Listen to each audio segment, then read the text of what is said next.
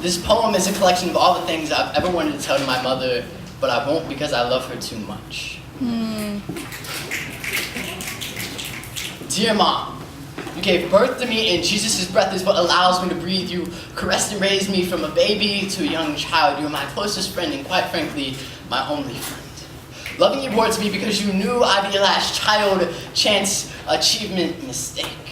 You see, lies float off your tongue like the way water moves in a river, but smoother than a politician's words, promises, and lies. You see, oh, how naive and gullible am I to be, but before I move any further, I would like to thank you like the way a stray man thanks the Almighty King for his donation.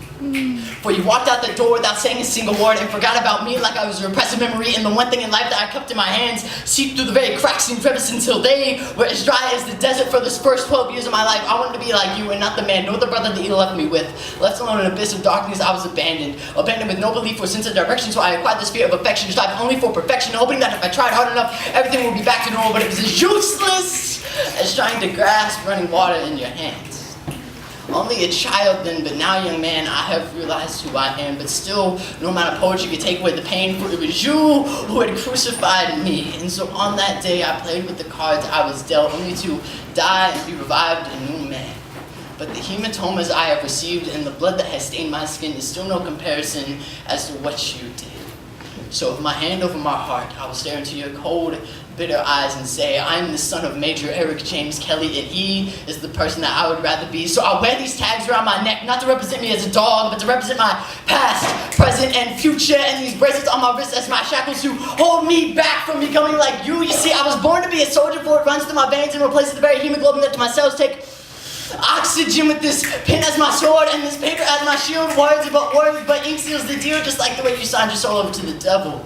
My fortune was to be revealed. However, in the end, I still love you, or else it would be a sin, and sin seems to be the only thing you know how to do. After all, you brought me into this world and named me after my father, and even at birth you foreshadowed my future as that name. That dreaded name burned your very throat.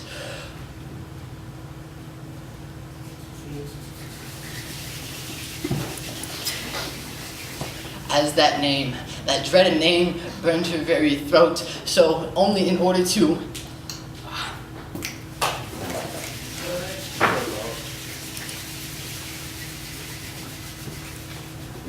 that name burned her very throat. So you took obsessive amount of morphine only to take away the pain one at a time. And I wonder if that obsession ended up evolving into the addiction of wrapping too many rubber bands around your arms to cut off the blood flow of love to your children. But even without your love, I became stronger because I had faith, and faith is inevitable. So for creating mine for me, I say thank you.